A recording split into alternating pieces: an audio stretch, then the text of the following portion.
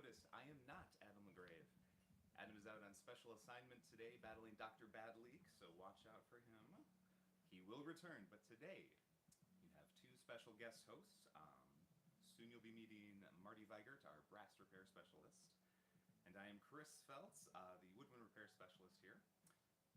I focus most of my time working on high-end professional vintage woodwinds, especially flutes, saxophones, everything else, all kinds of fun things. And today we're going to be doing something a little bit different. At Heid Music we do many things. We don't just repair customer instruments, although that's very important. We also look over new instruments. So one of the big advantages of Heid Music is when you come in to try out one of our instruments, purchase an instrument, that instrument isn't coming right out of the box without anybody doing anything. We actually look at the instrument, check it over, make sure everything is working as perfectly as it possibly can to make sure that you have the best playing experience. So today, the first thing we're going to be looking at is this. This is a Selmer Axos alto saxophone. We have done nothing to it yet. Actually, I think it just arrived at our warehouse yesterday, if I remember correctly. So let's open it up, and you're going to see exactly what a new instrument looks like before we work on it. So the Selmer Axos, this is Selmer's entry-level professional instrument. Hang on one moment. Yes, sir.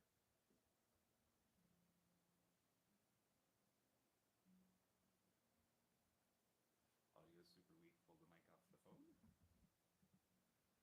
Pull the mic off the phone. Okay. Making adjustments.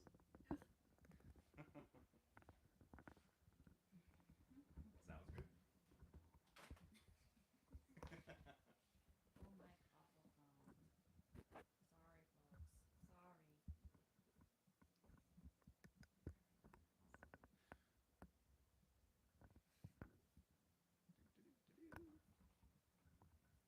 Why, hello there. It seems we're having some minor technical difficulties. We'll try this. Okay, so we got this saxophone. You'll notice we have these little chunks of foam that are holding the keys shut right now. We call these key corks. The keys are corked, so they do that to make sure that everything is held nice and tight in transportation from its home until it gets to Heid Music. So this particular instrument left France, where it was made, and then went to Elkhart, Indiana, and then from there it came to our warehouse in Appleton, and now it is in downtown Appleton at 308 East College Avenue, where you are right now. So that's a lot of moving around and things can get kind of jostled. So these little corks just make sure that everything stays nice and tight. Like this one right here. This one. Okay, there we go. Cool. So now those corks are out. I will move this case out of the way.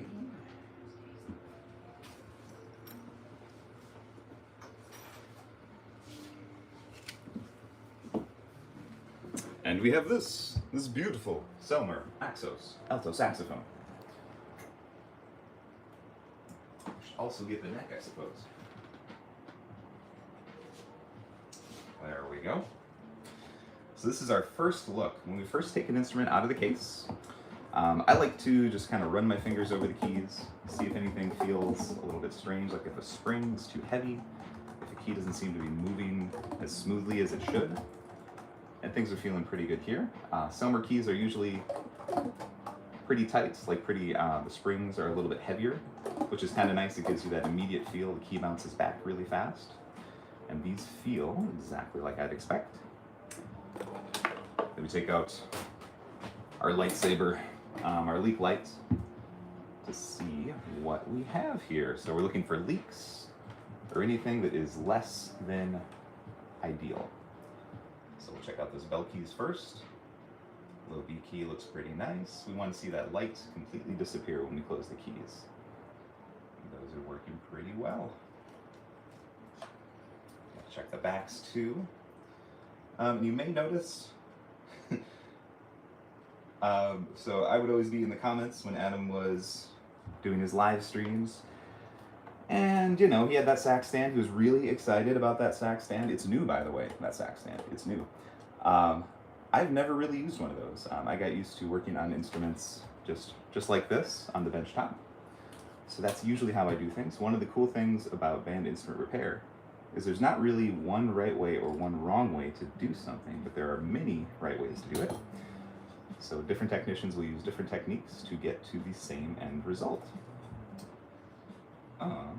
So right now I'm adjusting the C-sharp regulation screw. I want to make sure that that low C-sharp key, this guy right here, closes with everybody else. That's a tiny little adjustment, but that is very important to make sure that the saxophone is working well.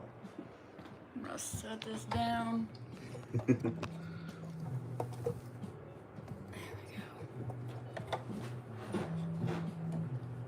Hello there. So I hope you're enjoying this slightly different take on our live stream this week.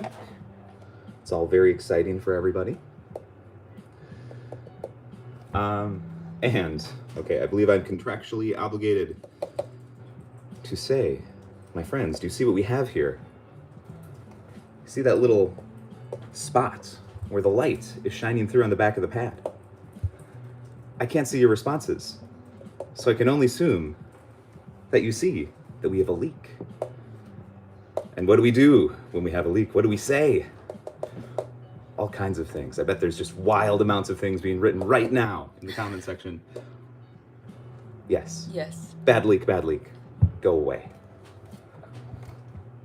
I don't think we have the fancy technology today. So imagine the song. Hey, bad leak. Okay. So in order to do that, you use our torch. They said you have to sing it. I have to sing it. Yeah. I don't believe I'm contractually obligated to sing the song. Bad leak, go away. We got a little dance, a small dance. So we have our magical little torch. We're just trying to heat up the glue behind the pad without burning the lacquer, because burning the lacquer not great.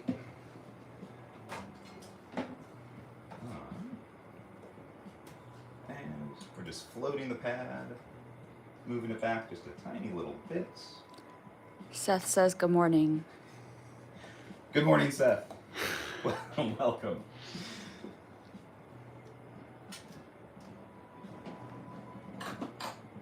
Actually, we're going to mix it up. Instead of using the torch for all this, we're going to move over to the hot air torch. So this kind of works like a tiny little hair dryer. Hot air comes out of this little tube right there, so you can really direct where that hot air is going. And again, we're just trying to warm up the glue behind the pad so we can adjust the pad so that it covers that tone hole and seals the instrument. Makes it so the air doesn't leak out from the back of the pad.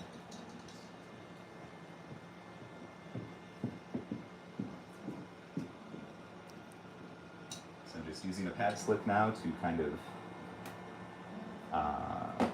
massage, move, slightly adjust the pad.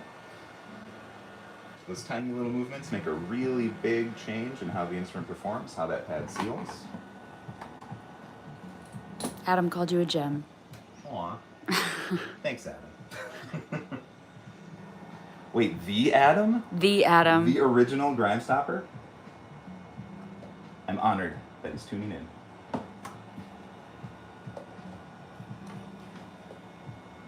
I think I forgot to ask everybody about what's in your cup. I know it's a common theme. What's in your cup today? I can't really tell. I'm sure it's wonderful liquid. Seth wants to know what sax you're working on. This is the Selmer Axos, which I believe, Seth, I believe you sent this over yesterday. Thank you so much for sending it. It was wonderful timing. Selmer Axos. This is their entry-level professional saxophone is what they call it. So Selmer makes many different models of saxophone. Right now their top two altos are the Selmer Supreme and the Selmer Signature. And those are fantastic saxophones, but because of all the research and development, everything that goes into making those high-performing instruments, they do get a little bit pricey. And the Axos offers a lot of the same features that you get on those high-end Selmer saxophones at a little bit lower price, which is nice. Now I'm just checking out the high E, the high F sharp pads. Just making sure everybody's doing their job. All those pads are sealing and working well. Don wants to know, is it a robot? Is it a robot? Is what a robot, Don? The saxophone? It could be a robot. I'm pretty sure it isn't. I don't see any electrical wiring except for the leak light. Right now I'm removing the front F key. Oh, they're talking about the voiceover. No, it's not a robot. My bad, sorry. Non-robotic. I believe there are only humans involved in this stream at the current time. It is Maggie. Good job, Shannon. So by moving that key out of the way, I can just see this pad a little bit nicer. And up here, another tiny little leak to kind of remove.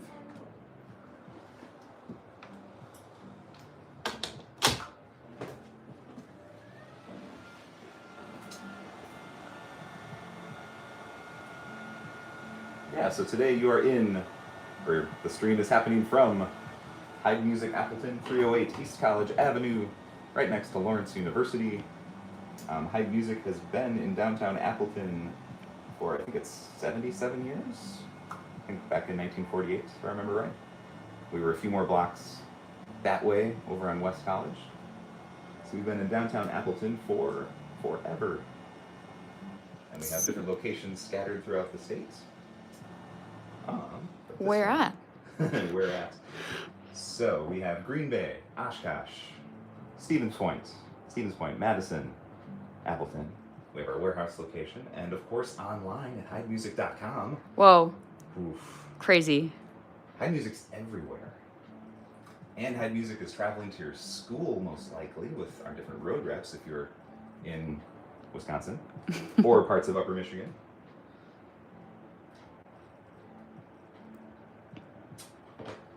Yeah. Okay, things are looking pretty good. Actually, things are looking really good for a new saxophone. I was thinking we'd have a lot more work to do today. So down in the lower stack, we have what we call a regulation issue. So when you press this key down, you also want this key to close at the exact same time. So we want to see both of those, the lights just completely disappear. And right now when you do that, they're close, but not quite. If you push extra hard, you can make it go away. So what's happening is this key, the F sharp key, is closing slightly before the F key. It looks like a tiny little problem, and it is a tiny little problem, but a lot of times that is what is going to make your saxophone make a little squawk sound. And we don't like those squawk sounds. We want to control those squawk sounds. If you want to squawk, you should squawk, but most likely you don't want to squawk. So in order to get to that key, you have to take this key guard off, or the close guard, I should say. Adam has a question. Ooh. He wants to know what your favorite part about working on a saxophone is and your least favorite part. Fair question. My favorite part about working on a saxophone, I absolutely love taking like a beautiful old saxophone that has so much potential, and it's like been played over and over and over and over and over, and it's just like completely worn out. You can tell the person who was using it just loved it to death. But it's time for a rebuild. So you have to take everything apart, replace all those materials, put it all back together. So it's like you're recreating that saxophone, like taking this instrument that's been loved so much and just completely worn out and like starting over again so that it'll play just like it left the factory. And actually, we have one over there that we'll be talking about in a minute where we get to do exactly that thing, and it's pretty cool. So I think that's my favorite thing, when you get to like completely redo a saxophone and make it absolutely perfect. My least favorite part about working on a saxophone, I guess, is kind of the opposite. Like when you have an instrument where the customer is requesting you just do one tiny little thing, and you can tell that there's other problems with the instruments that are kind of holding back its performance, but they just want this one thing done. Like with the saxophone, the classic example is they just want the neck cork replaced. Sure, we can do that, no problem, nice and easy. But if there's other leaks, other problems with the instrument, you know, you're not really getting the best experience with that instrument. You know, those are a little grandiose. I guess also my favorite part about working on the saxophone is when you get to play test it when you're done and actually see how that horn is playing and kind of experience that. And neck corks are probably my least favorite thing to do as well. That seems to be a common theme with most repair technicians that I know. So I'd love to send my neck corks to Molly, if that's okay with you, Adam, if we could work that out. I hear she's really good at neck corks. So what I did there, by pushing this foot down slightly with just a little bit of pressure, it changes that relationship. How can I explain this? This little part of the foot pushes up this bar, which closes the F sharp key. Another way you could do that is by sanding down this cork a little bit, but usually it's just easier if it needs a slight little adjustment to kind of push the foot down just ever so slightly. So that's what I did, and as you can see now, things are working much better. Those two keys are closing at pretty much the exact same time. And I should say, with this instrument, since we did just pull the corks out that it was traveling with, those pads are probably going to settle a little bit, like they've been closed for a while, weeks, months, probably not years, but weeks or months. So those pads are going to expand a little bit once they've been set free. So I'm doing all these adjustments right now, and a little bit later today I'll check back in with it, just make sure that things are still looking good. I'll probably have to tweak one or two things a little bit. But that is also an important part of working on a new instrument. These are new materials, and they have so much life in them that they're always kind of moving around a little bit. So we want to make sure that everything is perfectly settled before you come in and try them out, so you have the best experience possible. Because if you play a really nice instrument and it's leaking, it's not going to play well. It's going to be kind of a bummer to play. And I want you to love every instrument that we have. And if they're set up perfectly, then you can see the exact differences between those different models. And I'm just looking at the rest of the pads. This D has a tiny little leak on the back.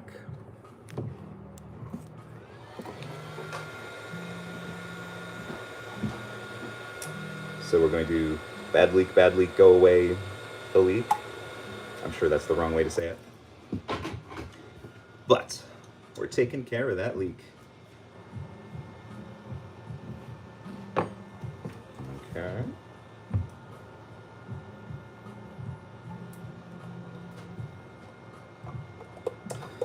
And we have another regulation issue. So with the D key, when you're pressing it down, the F sharp key is not closing all the way, so we gotta fix that.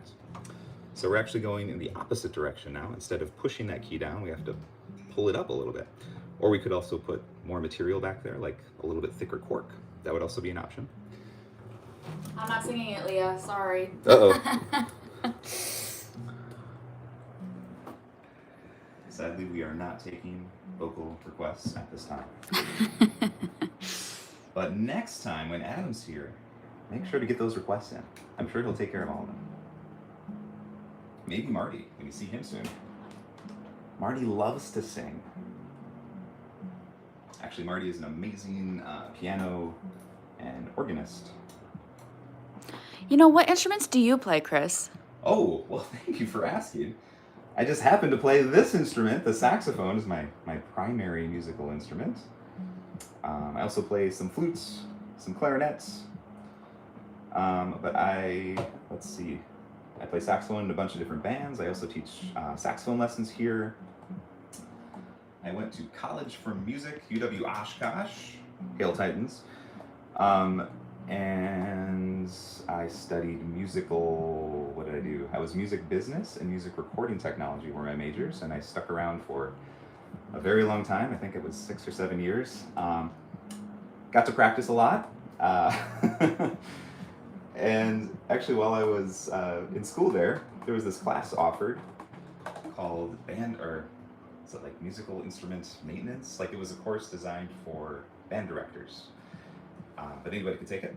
So I took that class, and we learned like some very entry-level musical instrument repair stuff. And the person who taught that was Jeff Tellock, Heid Music's own Jeff Tellock, who was my mentor here for many, many years. So he encouraged me to look into repair a little bit more. And that worked out really well.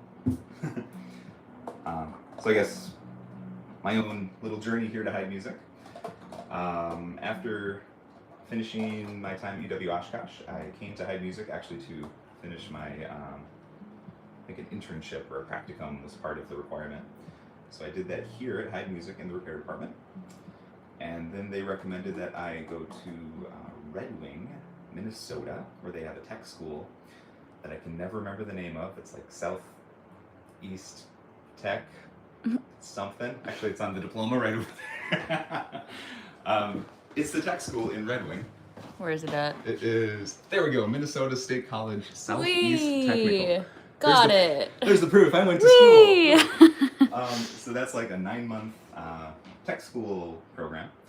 And when you leave that school, you know so much information, but it's all kind of, you know enough to be very, very dangerous. Like you shouldn't work in your own shop after that. So after finishing Red Wing, I came back over here and worked under Jeff Tellock, Ken Skitch, Tim Arndt over at the warehouse. All those wonderful people, they helped me finish learning how to work on stuff. So that is one path into the band repair world if you're thinking about that. There's a number of different schools scattered throughout the world that you can study band instrument repair. I think there's, what is it, maybe 4 or 5 in the US. And the one in Red Wing, Minnesota is just delightful. I had a really great time there. Some excellent teachers. And of course, there's also the apprenticeship track, which used to be a very, very popular way to do it. I know some people still do it that way. In fact, our own Marty Weigert, who you will soon meet, started here as an apprentice in the repair shop and learned all of his skills from our technicians here. So that's Ethan says good morning. Ethan says good morning, Ethan. Good morning to you. So there I was just checking the last of the regulations, the G-sharp key and the Bisbee flat key. So again, when you press anything with the right hand, like this key right here, not only does it close the F natural key, this guy right there, but it closes its friend, the F sharp right above. It also closes the Bisbee flat key way up here. And when you press the G sharp key, it also closes the G sharp pad. So this one little key closes 4 different keys. This whole mechanism has to work in perfect. It's got to work perfectly. It's got to work together. They all have to cooperate. And with a new instrument, that's usually pretty easy, which is nice, because everything's still all nice and new. Okay, so that's working. We're loving that. Things feel pretty good. We also want to get through all of the little extra, we want to remove all the lost motion. Like when you press a key, there shouldn't be like a moment where the key moves and then it catches another key. Like you shouldn't feel like a ka-chunk in the mechanism. It's a very technical word, ka-chunk. Ka-chunk. Ka-chunk. And, oh, we have a little ka-chunk right there. It's always kind of hard to see that. Like this key, when you press it down, it also closes that guy right there. And there's like this tiny moment where it moves before it actually presses, like gets that key moving. Which most people aren't gonna notice that, but at Heid Music, we think it's really important. Wow. It is really important to remove that extra motion so that the whole mechanism just feels super smooth. So a couple ways we can do that. And we're gonna do this. If we sand one of these key feet, make that cork just a little bit thinner, that is going to get everything working properly once more. And I should mention, all this stuff that I'm doing today, you shouldn't try it at home. I think that goes without saying. But these repairs, there's a lot that could go very, very, very wrong if you don't know what you're doing. And unless you've been in the field doing this for a while, there's a lot that you don't know, and there's a lot that's going to go wrong. Not to scare you. So bring your instrument to your local Heid music location, and we will make it all better. So this is just a little piece of sandpaper. And we are sanding down that foot just a little bit, sanding down the key cork. And on the back of the sandpaper, I have a little bit of tape. And that just helps the sandpaper move smoothly, make sure the instrument doesn't get scratched up at all. Because that's the last thing we want to do with this perfect brand new instrument is put a little scratch on the back. No good. It'll spontaneously combust. That would be bad. That would be very bad. There is a fire extinguisher nearby, but it would still be bad.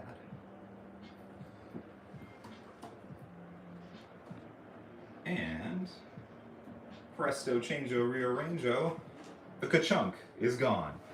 What? No ka-chunk. This is amazing video, I'm sure. Look at that, the key just moves. No ka-chunk! Where'd it go? Check your pockets, everybody. We have ka-chunk on the loose. Cool. So this saxophone is ready to go. Shannon wants to know what's the most dangerous part about repairing instruments. Most dangerous part about repairing? Well, kind of expected dangers. You're going to bleed. There's these tiny metal springs. They're actually, we call them needle springs because they used to be sewing needles. So like here you can kind of see, actually get that out of there so you can see that a little better. At the very end of that, it's very, very pointed. And some instruments have more pointed springs than others. Buffet is famous for this. Their springs are so sharp. So once you have keys off of the instrument, it's super easy to like get your finger just caught in there. It happens, you know, it's nice to avoid that if you can. So there's that. There is fire, like having your torch on all the time. That's why I turned mine off after I used it, because you don't want to burn the building down. That would be very bad. There's all of that. In the band repair field, we used to use some pretty intense chemicals. That those weren't exactly the healthiest thing around, especially if you weren't handling them properly. Luckily, we don't use those anymore. As technology has improved, we have better cleaning operations, different machines, different chemicals that are just a lot safer and still do a great job of cleaning the instrument. I'd say those are the main risks. You could also hit yourself with a hammer. That's always a risk. Kind of a silly risk, but still a risk. So we're getting everything back on.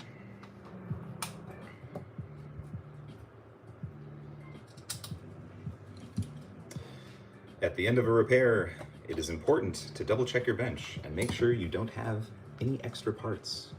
No, no, no, we don't need extra parts. They all go back on the instrument.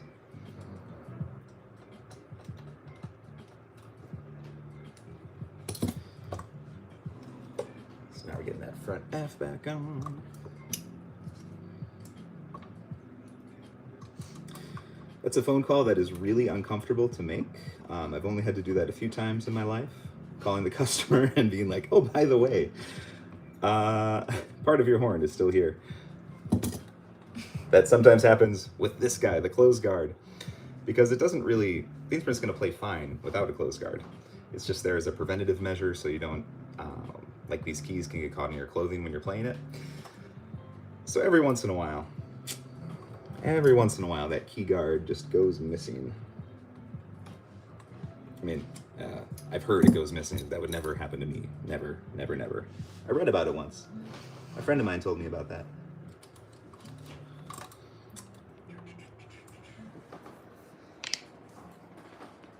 So, guess we have an option. I could play test this. That would be something we could do. Ooh. I could show you another exciting instrument that's like right over there. Whoa, peek. Whoa, whoa, Whoa, whoa, whoa. What was that? What was that? Whoa. Is that rope? Is there rope holding the case together? No. That's always a good sign. Actually, one final thing to check. Over here we have a magnehelic machine. And what a magnehelic machine is it's this fancy little thing that puffs out a little bit of air out of the end of this tube. So if it's perfectly closed, everything is sealed, the machine is going to read a 0. And a lot of times that is our goal. There are some, like we'll use this to test different tubes, like a tuning slide on a trumpet or a flute to see if the pads are closing properly.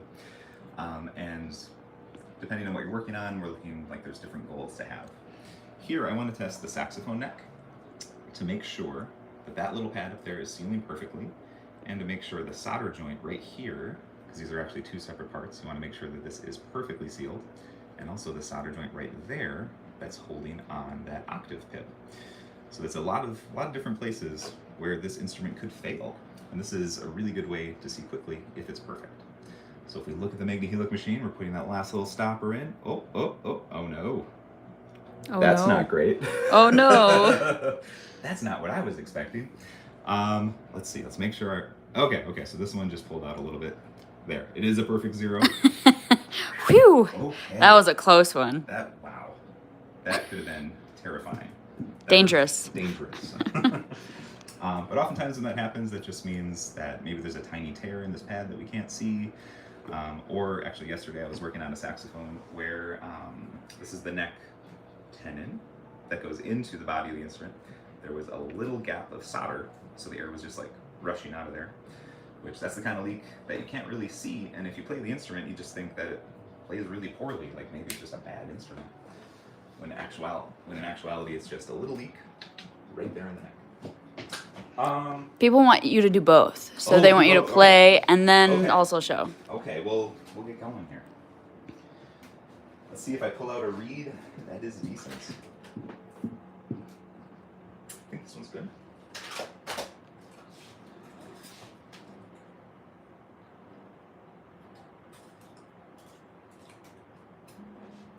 Okay, for those wondering, not to brag or anything, but this is a classic Eugene Rousseau 4R mouthpiece. No longer manufactured in this exact way. Fancy. And a very cheap stock ligature. And a Van Doren blue box reed. I'm sure you will hear all that nuance coming through.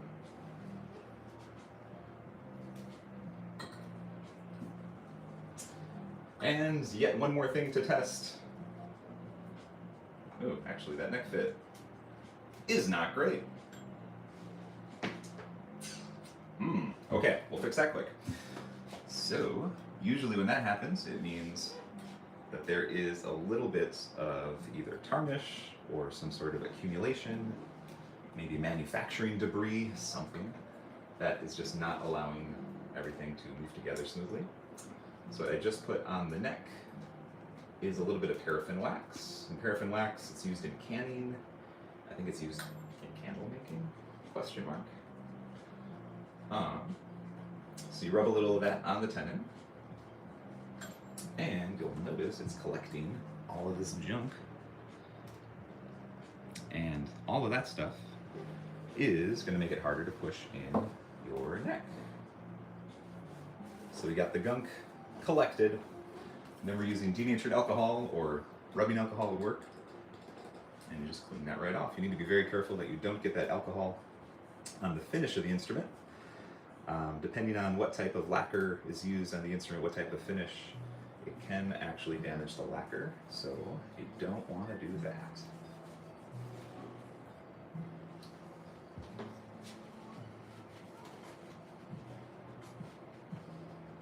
One might say you're stopping grime. Oh, it's true. That's what Adam said. That's very good. That's very good, Adam. I feel like you should do this more often. Have you ever considered hosting a live stream? I think you'd be good at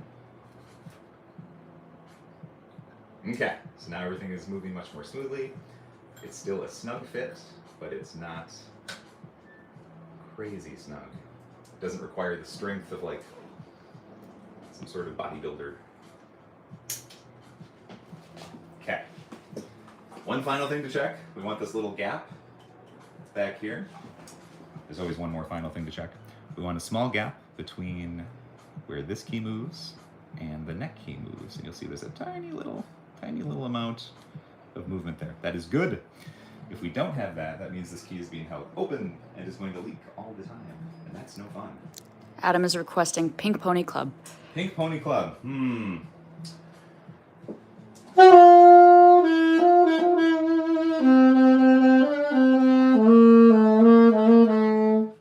Right? Maybe. Kinda. Kinda. Yeah. We'll take it. So when playtesting, we're trying to check, does it play well? We're testing alternate fingerings, all those different regulations, all kinds of crazy stuff.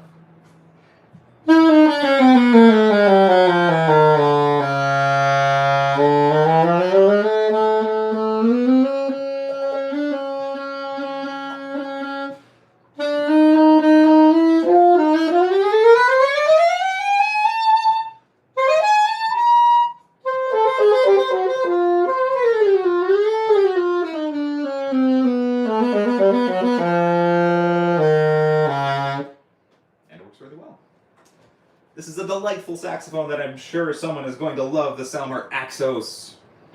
It's really cool. I'd say you should come buy it, but I think actually somebody is already buying it. We'll get more. Okay, so this saxophone, it's fantastic. I'll clean it once we are done here, wipe it down. We want to get all those fingerprints off of there. But before that happens, I need to show you something. I think we're getting pretty close to the Marty segments. If I'm looking at the clock correctly. We're getting there at least. So we put it back in its home. Saxophone end plug, very important. Make sure you use it if you're a saxophone player. That keeps our saxophone nice and snug in the case, so it's not like wiggling around and getting all bent up. No bent Betties. No. No bent Betties. Let's put it right over here. Okay. So we got this thing. Should we just do it like right over here? Yeah, that works. Okay.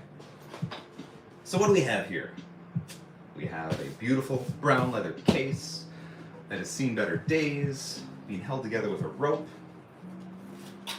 and the vintage Selmer logo. That might tell you what's in here.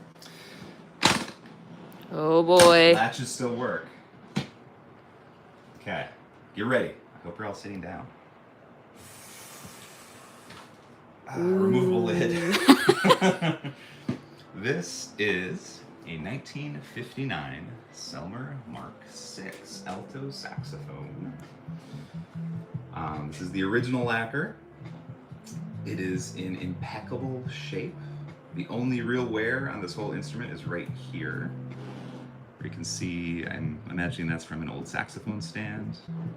Some light scratches here and there, but this thing, it's been around since 1959. Beautiful, beautiful, beautiful. It has the original pads, which is kind of cool. We can tell it's the original pads because there's a little bit, it might be hard to see, that kind of a shiny little rim around the pad. So the way that these horns worked back in the 50s, they were made in France, and this one would have been shipped to Selmer USA in Elkhart, Indiana. And there, they would have done the finishing touches on it, adjusted the pads, actually cut the engraving, and they would add a final coat of lacquer. And when they did that, lacquer is like this spray. It's kind of like paint, if you want to think of it that way. It's like clear paint that protects the metal from tarnishing. And before they would add that final coat, they would put those little corks in that we were talking about before that hold the keys shut and add a final spray along the whole instrument. So because of that, this is that final little spray on the outside of the pad. So we can tell that this was finished in America, in Elkhart, Indiana, and that is the original pad. Unless somebody else did that exact same procedure, which I suppose there are some repair technicians who could do that. But I would sincerely doubt that based on everything else with this instrument. So we'll be doing some other fun social content involving this instrument, so stay tuned to all of our socials. Let's see what are our socials. We got Facebook, we got Instagram, we got TikTok. I don't think we're on MySpace or Friendster anymore. Sorry. It's a shame. It is a shame. But there'll be fun things coming your way. It's the neck. Look at that blue S. It's so cool. So cool. And it has the original serial number back there too, so it's the original neck. This horn is just so ridiculously cool. Like honestly, people dream of finding this kind of instrument. This is somebody's dream horn. What I'm doing is overhauling the whole thing. We call it a mechanical overhaul.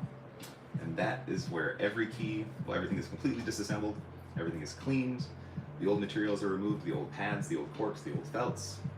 Pretty much if it isn't metal or plastic, it is removed and replaced with the latest and greatest version of those pads and those different materials. Everything's carefully adjusted, installed, so it'll play better than when it left the Paris factory. And I say better because we can just spend a little more attention on, like when you're in a production situation, you have to get so many instruments out. But here, I'll be devoting a good deal of my time just making this one instrument play as perfectly as it possibly can. So that is another great advantage to having a mechanical overhaul done here at Heid Music. And of course, I will do nothing to the finish. Nothing to the finish. It will stay this beautiful, because that is amazing.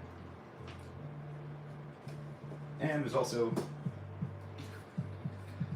a Selmer Soloist D mouthpiece in pretty nice shape. I mean, it's very dirty right now, but you know, we'll clean it. We have the technology. We have soap. We have water. How old is that reed? It is an old Rico reed, which I believe this stamp is roughly 50s, 60s. That's kind of a guess. So that's unique. But I was told from the woman we purchased this from that her husband was using this up until somewhat recently. Like, unfortunately, he passed, but so he must have had a stock of these old reeds, which some people love those old reeds. For whatever that's worth. Finely aged French cane.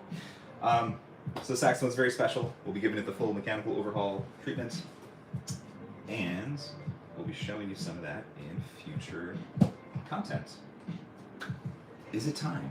Hold on just one second. Go ahead and talk to the camera for just a little bit more. I'll show you some other fun stuff. So at Heid Music, we buy instruments from time to time. And get them back into top working order. Like right here, we have a Buffet R13 green line clarinet, which this one doesn't need a mechanical overhaul. This one will just be getting what we call a play condition repair. Also some cleaning, everything will be disassembled, cleaned, and I think there's a few pads I'll be replacing on this one, but then it'll be available for sale at Heid Music. And we also have another Buffet clarinet.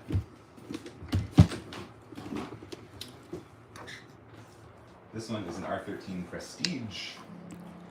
So this guy is made of wood, has an extra little trill key on it, and silver-plated keys, and is just in ridiculously nice shape as well. So this one will just be getting a clean oil and adjust, where everything is disassembled, keys are polished, oil changed, pads adjusted, replaced if needed, and that'll be available as well. So at Heid Music, we rent instruments, we sell instruments, we fix instruments. All of it. We do so much. We do so much. So much at Heid Music. So come on by and check us out. All right, Marty, we're coming. It's been nice chatting with you all. Enjoy your journey. Oof. Good luck. Sit down. Buckle in. Here we go. Here we go. All right. Welcome to the short little tour. And the stairs. I'm try not to trip down the stairs. Don't trip. Don't trip. Hopefully no one can hear me. Oh, look. There he is.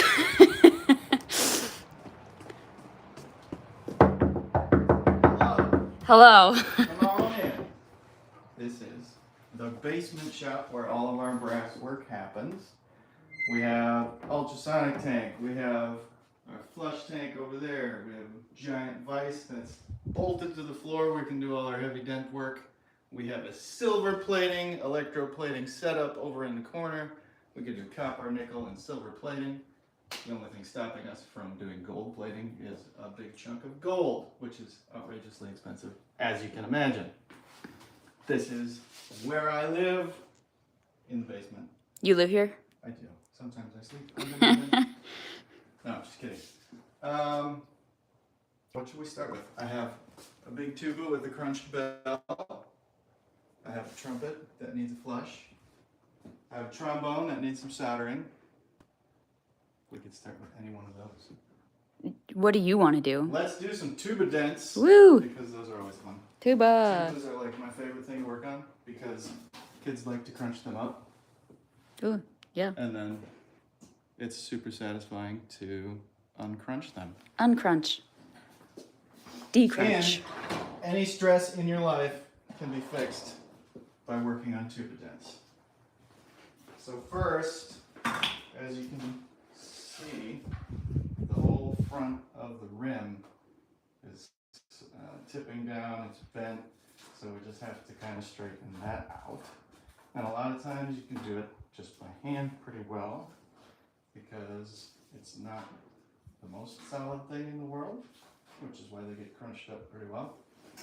But after that, we use our various large hammers to just find the spots where it's high and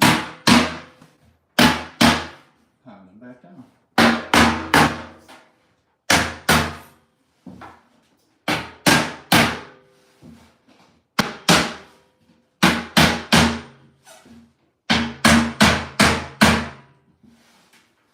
I like doing this on the end of the bench because it gives the rest of the rim support, and then you can pound the higher spots kind of lower, and then they'll spring back right into the place where you want them.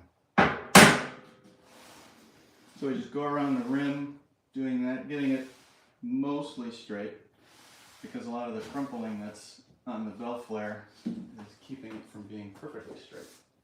And once we get it to a point where it's mostly straight, we have our dent roller, which is just a polished roller, and that's how we get most of the creases out, and that happens pretty quickly.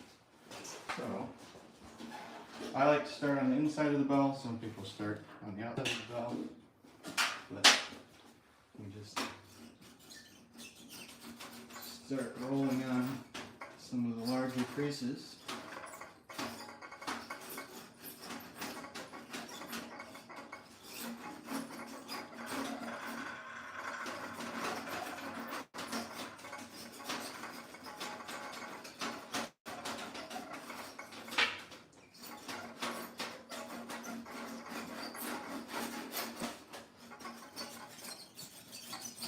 Seth wants to know, what kind of tuba is this? This is an Eastman tuba. It's a 3/4 size tuba. Very common in our schools right now. This is from one of our schools that we call on. They are an outstanding little student line tuba. They're excellently made. They've got great intonation, great feel.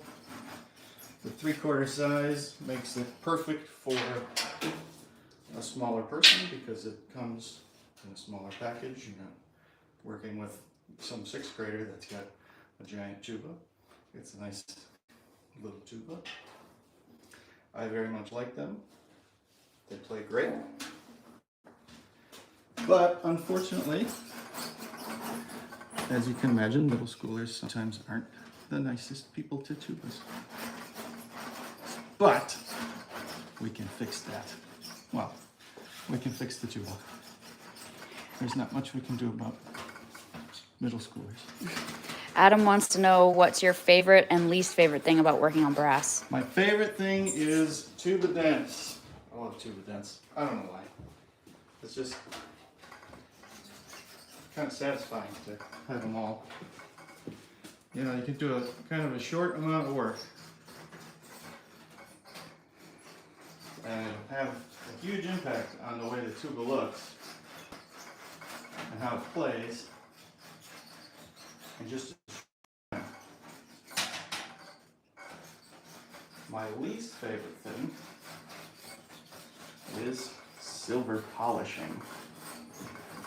It's not difficult, but it takes forever. And it's kind of messy.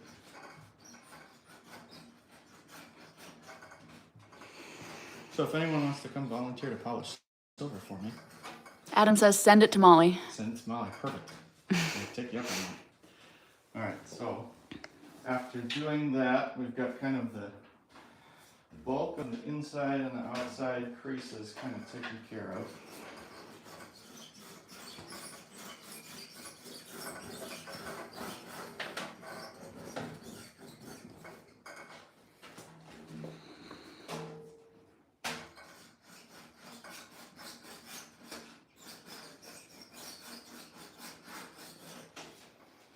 After that, we can go back and check the rim, because getting some of those creases out will have kind of moved the rim around a little bit more.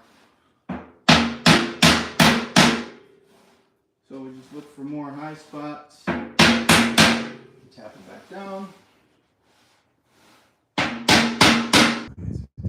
Is it just hung up? Yeah, It's probably just because we're down here. I know.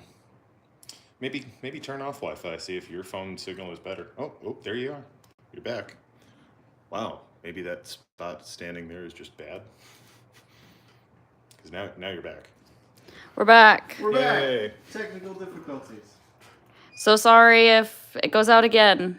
We are down in the basement. We're in the basement. So here's a fun one. This happens to trombones sometimes, where everything looks normal, but the slide was stuck to the bell section, and somebody tried to fix it themselves. And to their credit, they got the slide off. Great. But part of the slide is still stuck in the bell section. So we have to first extract that. And how to do that is there's a tiny little gap between the slide and the bell section. And we use these little wedges, little brass wedges that fit in there. And we just kind of layer them up in there to catch there. And then I've got these pliers, which sometimes don't work. But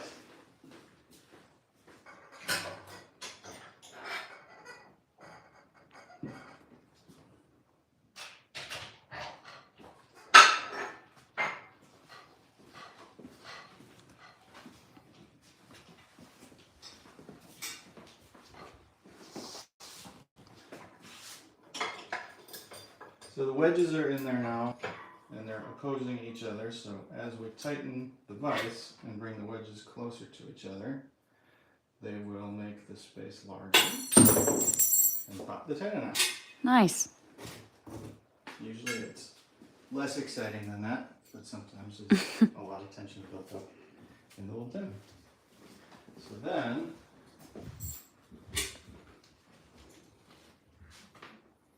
we get to play with fire. This is my favorite tool in the shop. It's my little torch mate. I got it from Don. He sent one over to me. But it allows me to do things like this. Whoa. A little automatic torch lighter. So first, we have to clean all the old solder off of everything as much as possible. You just leave that thing on? Yes. You just leave it on. So we melt all the old solder, and then I use just old swabs to wipe it off. Ethan wants to know what happens if you drop the torch. What happens if I drop the torch? Well, as of today, because yesterday I got my new floor mat, it would melt my floor mat. But if I drop it, say, way over here, not really anything happens. Because it's a very safe torch. But you don't want to drop torches, so I always pick it up as quickly as possible. That was dangerous. Fire safety. That was That dangerous. was dangerous. Don't do that at home, kids. Fire is dangerous. Fire safety month. Is it fire safety month? I don't think so. I mean, every month should be fire safety It month. should be. So, you just melt all the old solder back to that.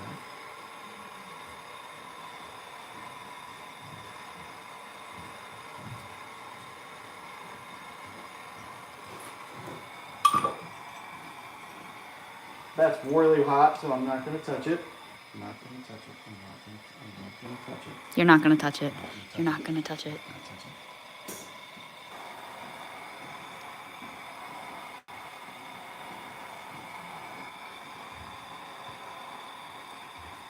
It's like when you leave your house and you put your keys in your hand and you look at them in your hand. I have my keys. I'm not gonna forget my keys. And then you go outside and you lock your door. I have my keys. I didn't forget my keys. I do that a lot. Alright, so the old solder is off. And we'll just fit that back on. Also functions as a hammer. Nice. Then we have liquid flux, which is what I use. I like the liquid flux. And what this does is it removes, it's an acid flux, so it seeps into the joint. It removes any oxidation or any contaminants. And it just allows the solder to flow into the joint very freely. And solder. And right now I'm using a lead-free solder, which is safer than lead solder to be near your face. Chris wants to know, does flux make time travel possible? That is a flux capacitor. So if you added a capacitor to the flux, yes, you could travel through time. Only if you had an original DeLorean at 88 miles an hour. And it also takes 1.21 gigawatts, which is far too much for the city of Appleton power grid to handle. Right, obviously. So, sorry. You'll need plutonium from the Libyans for that. I think that's what it was, plutonium from the Libyans. It's always the Libyans, I think. The Libyans! I get a lot of Back to the Future jokes. Why is that, Marty? Why is that, Marty? Great Scott, exactly. I wonder why. Marty. It could be Marty. It's your kids, Marty. I got that one a lot. It is my kids. They're great.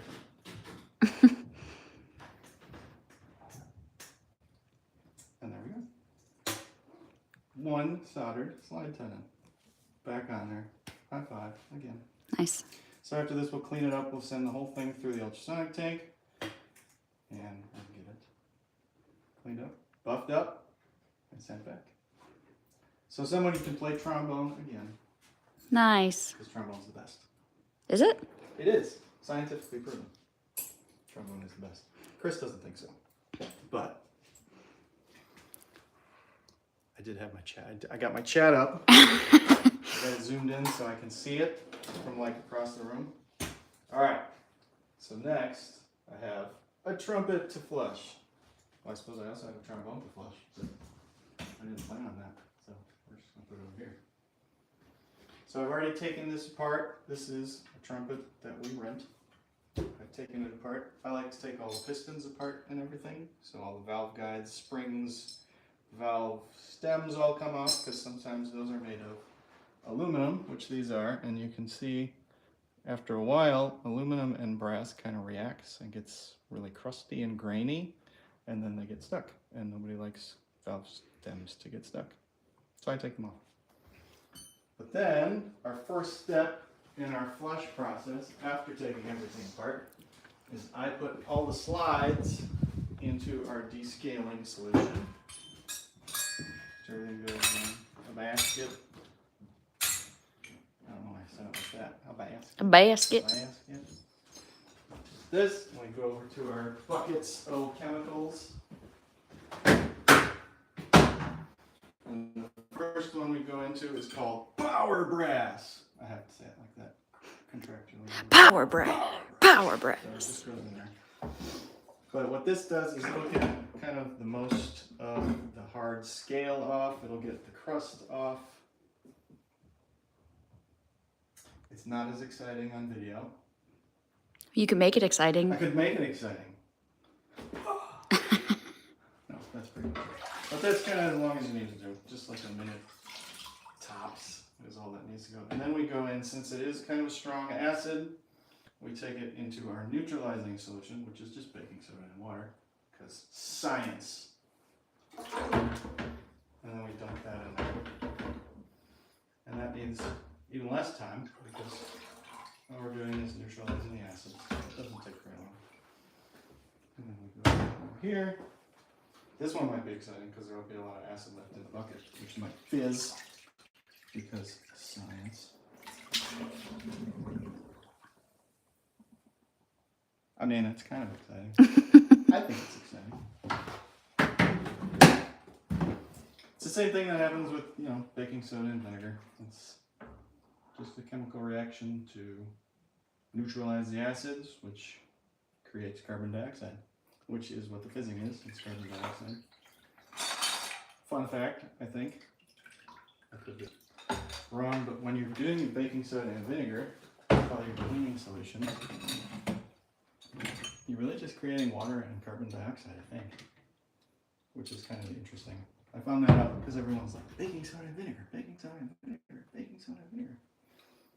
It's just carbon dioxide. So, now that that's all descaled, you can kind of see that everything is kind of more shiny than it was. Mm-hmm. So then it goes into our ultrasonic tank. And this is another chemical that we get in town here, as well as power brass, our power brass, and our emerald cleaner, which is just kind of a general degreaser. What's in here is called classic brass, and we get that from a company in town here. And Ken Skitch, one of our former technicians here, he and his company kind of pioneered this chemical, tested it out, changed it, and formulated it to what it is today, and it's kind of become one of the standards for the industry as far as ultrasonic cleaning chemicals and band instrument repair chemicals in general. And this is kind of a mild acid. It's very environmentally friendly, it's very safe to handle. You can dunk your whole hand in it, and it's not going to melt your hand off like some of the old chemicals would. But it's become kind of the industry standard ultrasonic tank chemical. And we get it right here in town. So all our parts go in there. And then we take it all down. Now this is the loud part. So I don't know. Well, Let's just go for it! So you can kind of see that some of the valve caps, they're starting to cloud up, and all that cloud is all the dirt and the grime being scrubbed away from the parts. So you can kind of see it in action.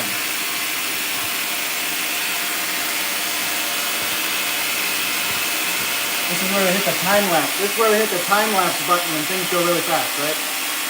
Okay. You don't have that? go ahead. We don't have a time lapse button? No. No. We'll do a short one. So, normally that would run for longer, but it's very loud, and I'm sure very annoying for those of you watching at home. So we're just going to cut it short and go through our next steps.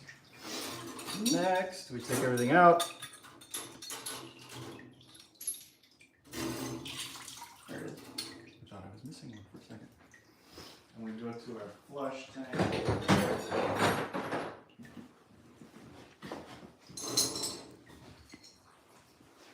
How often does a cleaning like this solve issues a player was having without their instrument without requiring additional repair work? 90% of the time. Especially if your instrument is having valve problems, like piston valves. If your pistons are starting to hang up intermittently, 90% of the time, it's just going to be fixed by a flush. I did make up that statistic, but it's got to be pretty close. So, our first step is our stretch brushing machine, which is almost certainly older than the state of Wisconsin. It's very old, but it's awesome and I love it, and it's one of my favorite things. You might not want to stand there, you're going to get wet. Oh, okay. But it spins this big brush, and this is a brass bristle brush. Brass bristle brush. Sorry to say fast. Say that 3 times fast. Brass bristle brush. Brass bristle brush. Brass bristle brush. There, got it. And then we have just soap and water that we use to drip onto it. And this is how we clean piston valves, rotary valves, all the outside slide tubes and everything, or the inside slide tubes. They just get a light brushing with this brass bristle brush. You got it. Got it. Got it. Flip that. Clip it.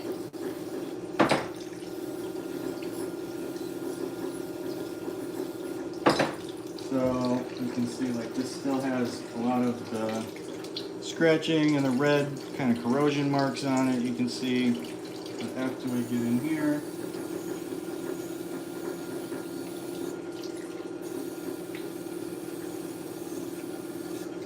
You can see it kind of takes care of all that. Let's go from this one to this one. Nice. And it cleans it up. It's very safe on everything. It doesn't take off any material from the actual slide tube, which is why we use it on pistons and rotors, because it's very soft. Like, if it was a steel brush, I wouldn't have much of a hand left after that.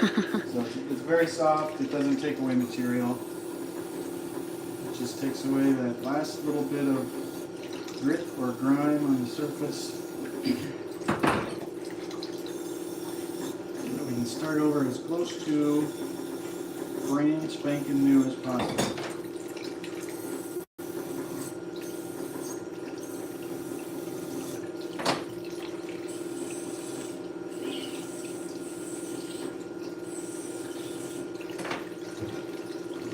You can see this will show it up especially because this is where most of the corrosion comes in. The main tuning slide and this third valve slide are where a lot of the dirt kind of settle because you're blowing into the mouthpiece, and that's the first part. So if you're like say have band after lunch, as some schools do, there can be a lot of French fries caught in there. French fries, pizza puffs,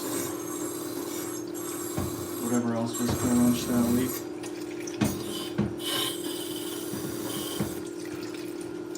So it's almost instant improvement on that kind of stuff.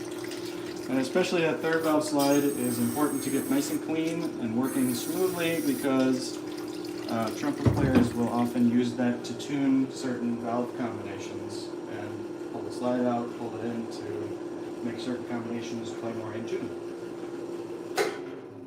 So that's our scratch brushing step, and next we move to the Texas flush. Yeah, I gotta do that too. Texas flush. Nice. I think it's just because it was a flush process developed in Texas. So very creative naming going on there. But we use a pneumatic drill. Our warehouse guys use electric drills because there's a lot of them and that's a lot of air compressor capacity to go through. So we use a pneumatic drill here because I'm really the only guy here, so it doesn't take very much. And then we have these brushes that we make up and we solder a quick adapter onto them. And then we have a solution that we make of lava soap, Dawn, and water. Don't tell anyone, it's a secret. Don't share our secret. It's lava soap, Dawn, and water. It's not a secret. Chris needs to know if you need a cowboy hat to do the Texas flush. You do not need a cowboy hat, but it does help. So just pretend you're wearing a cowboy hat. Yeehaw! Nice. Is that how it goes? Yep. Okay. Clip that. Clip it.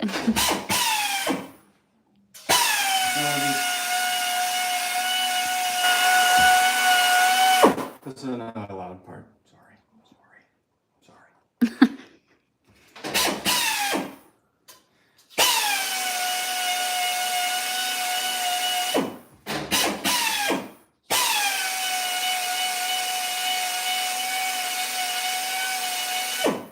So this is how we clean all the inside of the casings, all the insides of any straight tubing that we can get to. It all gets cleaned out like this.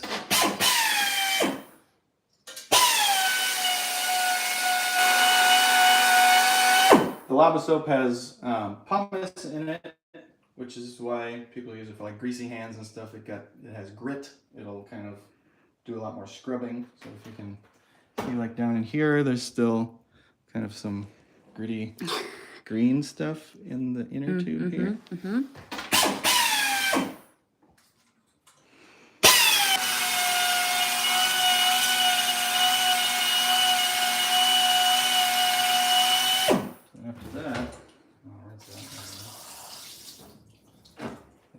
Nice and shiny new. Wow. Look at that. Nice.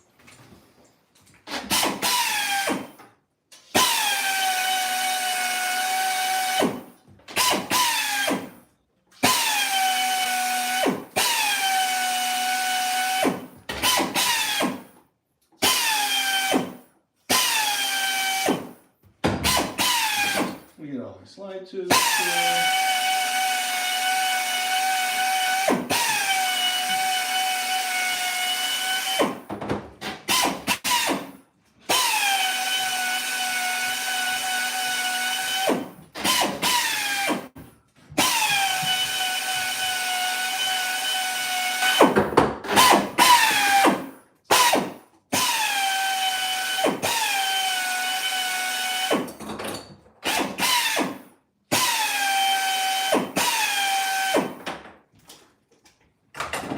Many different size brushes for many different size tubing.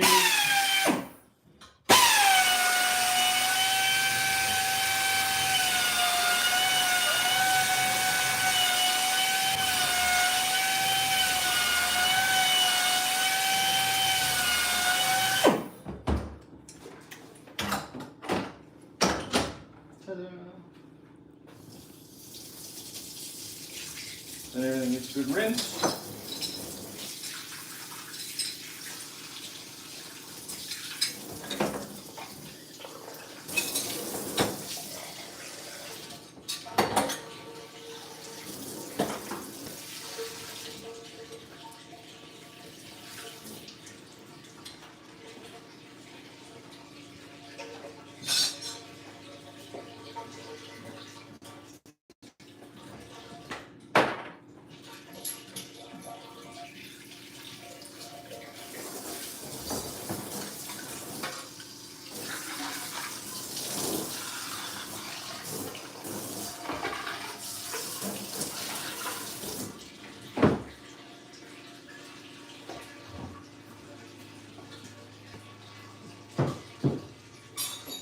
Then we dry it off with compressed air.